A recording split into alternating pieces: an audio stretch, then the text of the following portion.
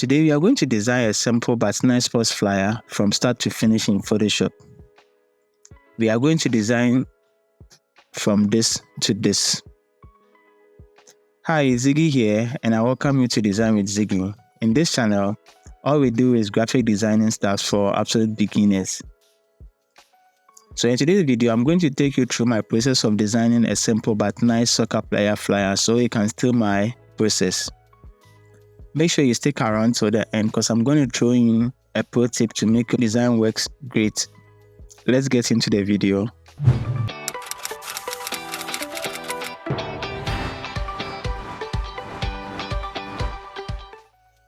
So this is Photoshop. We are going to need these two files for our design, this and this. So the next thing to do is to set up our document for our design. So to do that, you click on New File, and you're going to use the aspect ratio of 1:1 aspect ratio. Okay, so you're going to use 1080 pixels by 1080 pixels, and then you're going to use a resolution of 300 pixels. After that, you click on Create. Now, the next thing to do is to import our image onto Photoshop. So I have these two images that I'm going to work with in a folder. So I click and drag this image onto Photoshop to import it. The next thing to do is to resize it to fit the document I have here. So I resize it like this. And then in Photoshop, whenever you import an image into Photoshop, it automatically comes as a smart object layer. Okay, so we are going to convert the smart object layer into a rasterized layer. To do that, you right click on this layer and then you select rasterized layer. Now the next thing to do is to cut out our subject out of this image. So to do that, Photoshop is having a feature that automatically selects subject out of images. Okay, so let's have our quick selection tool selected, and up here you are going to see select subject here. Then you click on that. Then you wait for Photoshop to do its magic. So automatically it makes the selection for us. So let's zoom in to see how the selection has been made. Photoshop has done, let's say, 80% of the selection. Okay, but there are still imperfections that we need to make it perfect. Okay, so let's start with this 80% selection. Okay, so having this selection, let's click on this layer mask button here. So it cuts out the background out and then leaves the selection here. What to do next is to make the ones that are not selected visible. Okay, so you are going to adjust this selection to bring out the rest of the hand and then those sections that has not been selected. Okay, so we are going to use our brush tool to reveal these unselected sections. Okay, so let's have our brush tool selected. Before that, let's make sure that this layer mask is being selected before we do anything else. Now, let's select a hard round brush and then let's increase the size of the brush a bit like this. Okay, so let's make sure that we have our foreground color to be white, okay, and the background to be black. Because whenever you are working on a layer mask with a brush tool, whenever you paint with white, it reveals. Whenever you paint with black, it hides. Okay, so in our case, we want to reveal this part of the hands and then this part of the hands and some of the part that has been cut out. Okay, so let's zoom in, and then we're going to use the opening square bracket and then the closing square bracket. Okay, to increase and decrease the size of the brush. So like this, and I paint out like this to reveal some of the parts that has not been revealed like this.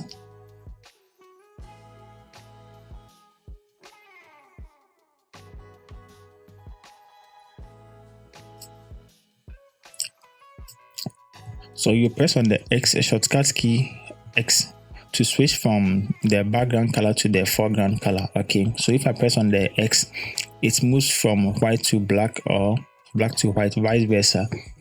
So I want to hide this part. I don't need this part, so I have to make sure that the foreground color is black.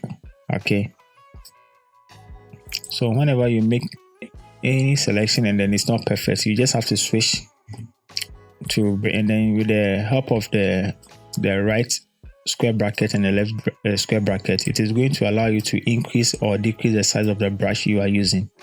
Okay, so let me speed up this process because it's going to take time. It's going to consume most of the time making these selections perfect. Okay, so see you when I'm done with the selection.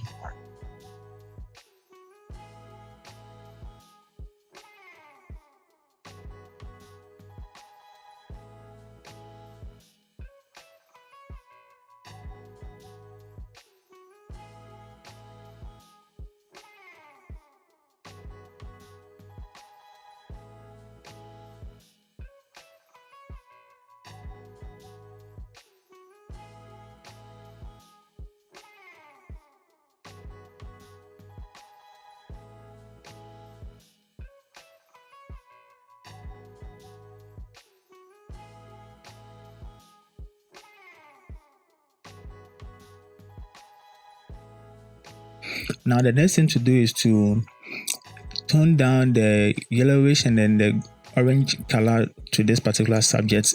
Okay, so to do that, what we are going to do here is we are going to duplicate this layer with a shortcut key, Ctrl+J, and then we are going to right click on this layer mask here and I click on apply layer mask,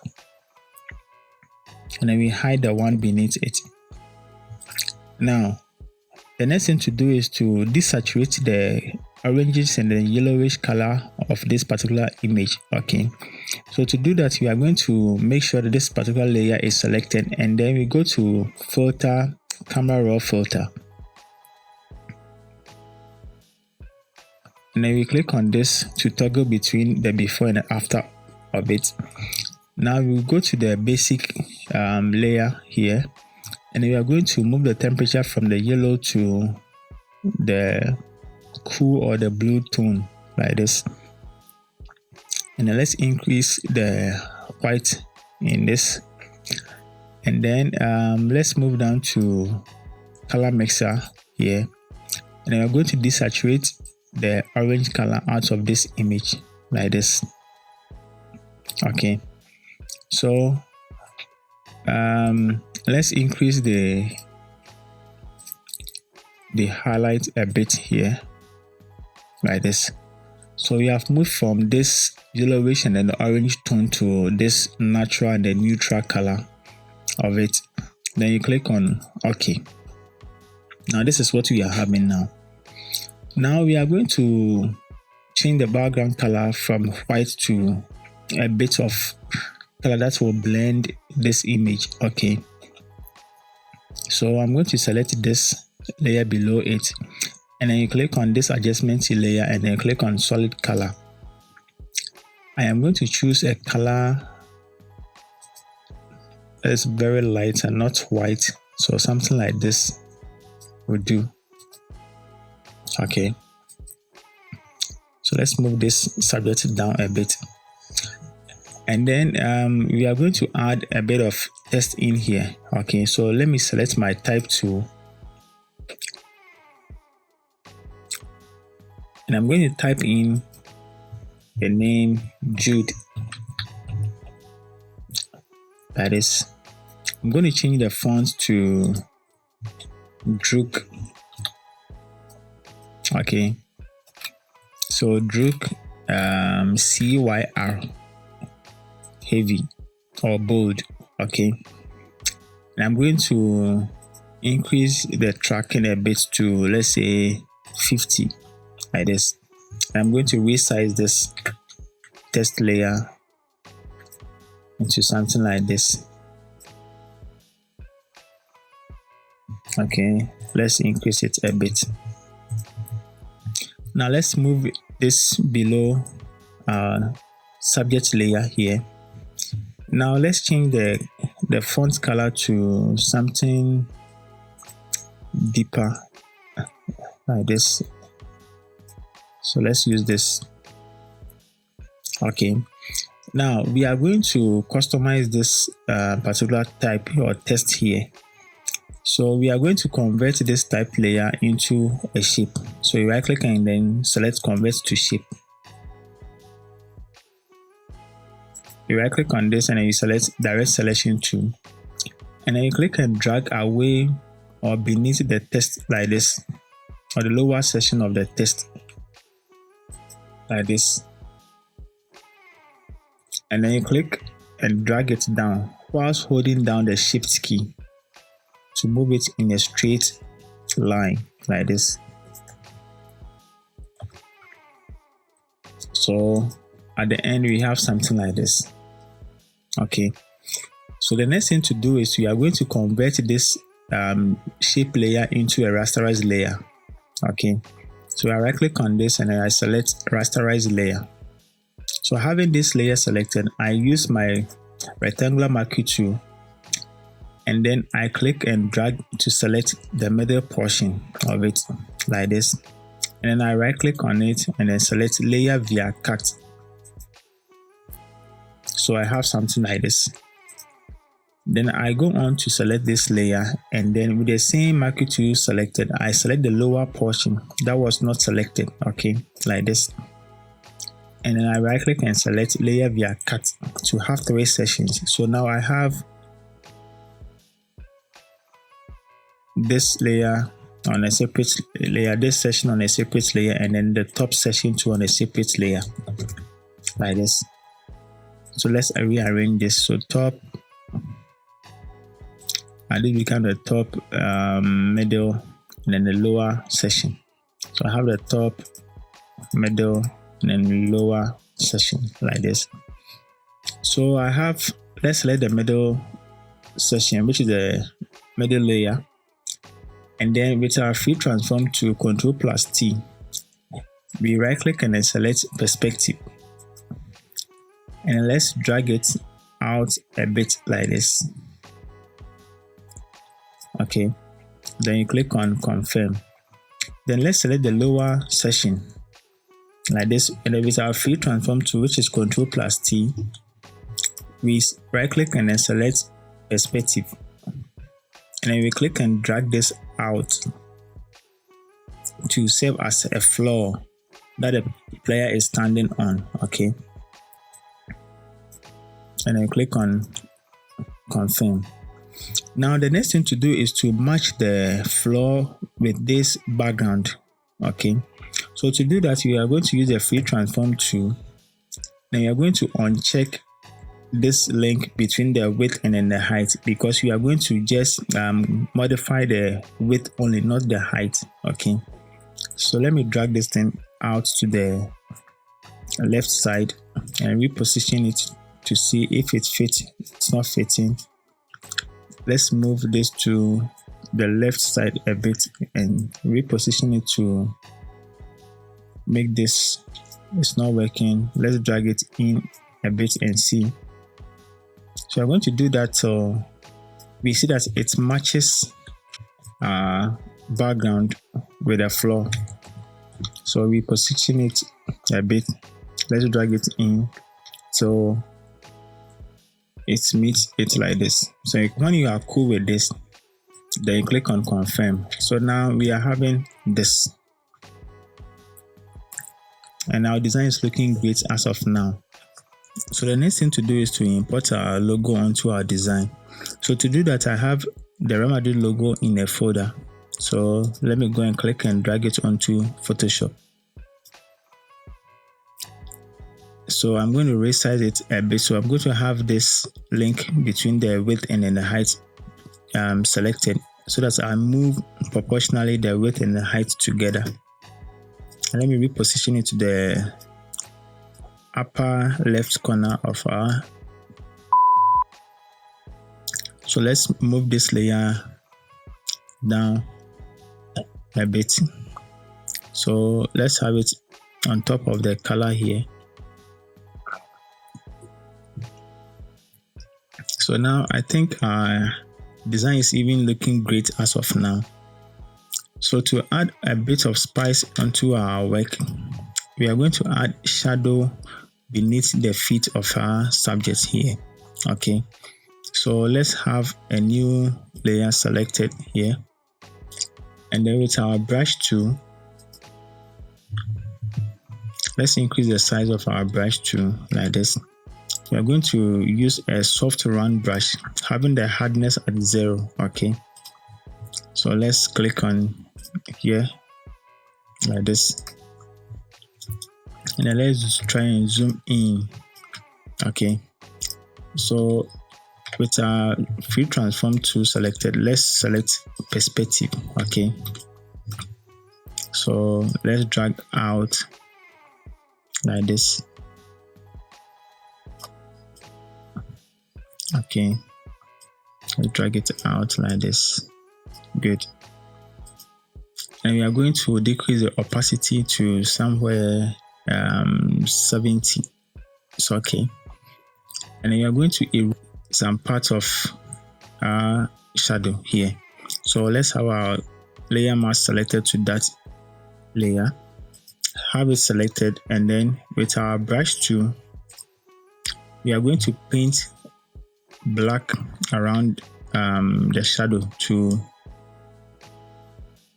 take this portion out like this. So let's increase. Good. Like this. And then let's position our shadow with our arrow keys like this. So let's duplicate this by right clicking on this layer and then select duplicate layer. Click on OK. Then you're going to move this here. And you are going to use our free transform tool and then right click and select flip horizontal like this. And then you click on confirm. Then let's position the shadow a bit. With our arrow keys, let's position it like this. And let's zoom out to see what we have now. Okay, so let's try and decrease the opacity to somewhere 50. Like this. So 50, I think 50 is okay. Now, the next thing to do is to have the name here at the left side of our design. Okay, so I'm going to use a rectangular shape to create this box here. I'm going to turn off the stroke, and I'm going to use this color here. I'm going to use something like this, deeper color like this. Okay, good. So I'm going to change the position of this particular shape, which is rectangle. Okay, so I have my free transform tool selected, and I right click and then select skew. Okay, and then I click on the middle side of it and then drag it to the right side like this, and then I click on confirm. Let's zoom in like this, and then I am going to duplicate this layer. So Ctrl J to duplicate. Okay, then I'm going to change the color to something lighter like this, and then I am going to move this below, and then I am going to have my free transform selected, and I'm going to right click and select flip horizontal like this. So I have something like this. Okay, so this is going to serve as a shadow to this particular rectangle. So I have this selected, and then I'm going to resize this to hide this side that is showing out. Okay, so let me uncheck this and then move this inside to hide it. So I have something like this. Okay, so I have this selected, and then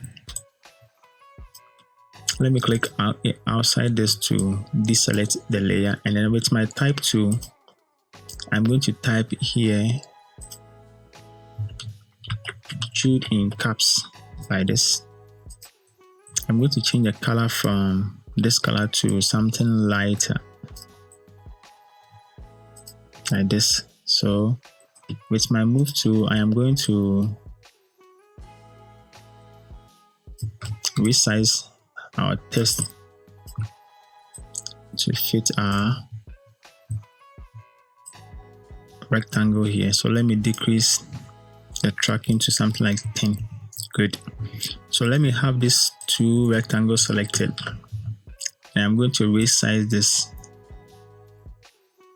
like this. Let me resize this like this. Okay, so I have something like this. Okay, so let me add the Jude text selected, and then I'm going to group these two. I'm going to duplicate this. So Control J, and then hold down my Control key, and then move it downwards like this. Name to Bellingham. Okay, so sorry, like this, and then let me have both these two rectangles selected, and then with my free transform tool, I am going to expand the width like this. And I'm going to have my text to fit like this, and I'm going to be positioning this like this. So I have Jude Bellingham. Okay, so our design is looking great as of now. So I'm going to add another text saying welcome to Real Madrid. So I have my type tool selected, and type welcome to Real Madrid like this. And then I'm going to increase the size a bit to something like this. So let me reposition it, and then let me change the color to something like this. Okay, good. So the next thing to do is to add a bit of spice to this. So I'm going to add a drop shadow to this. Good. So I'm going to have it at 3, 0, and then 7. Okay, and I'm going to do the same thing to the middle layer. So FX drop shadow. So I have something like this here. So let's zoom out to see our design. So our design is looking great as of now. So the next thing to do is to add a bit of spice to our design. So I'm going to select all layers like this, and I'm going to group them. So Control G for grouping, and then I am going to convert this into a smart object like this. And the next thing to do is I'm going to add a noise. So you go to filter, noise, add noise to it. Okay, so let's decrease it to somewhere around 10. Let's have our distribution at uniform. Okay, I click on OK. Now with the noise, we don't want the noise to be added to the subject. Okay, we want it to affect only the background and the stuff that are on the background, not the subject itself. So let's select this smart object filter layer here. So with our brush tool, let's have our foreground color to be black, and then let's have our soft round brush selected, and let's increase the hardness to 100. Okay, and now we are going to brush or paint on the subject. So if you start painting on the subject, you see that the noise filter will be going off like this. So you're going to paint on the subject like this to take out the noise filter from the subject, and we maintain it on the background. Okay.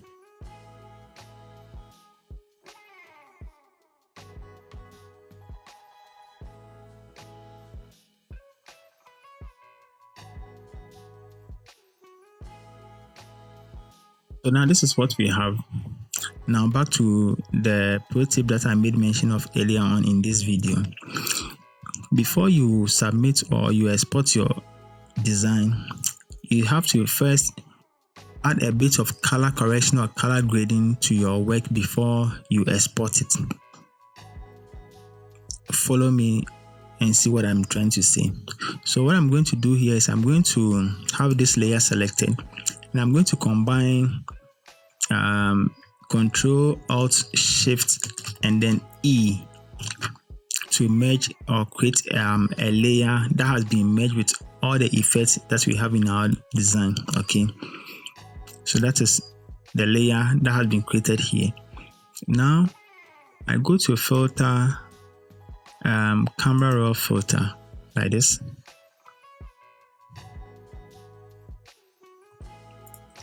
and then I do a bit of color grading here.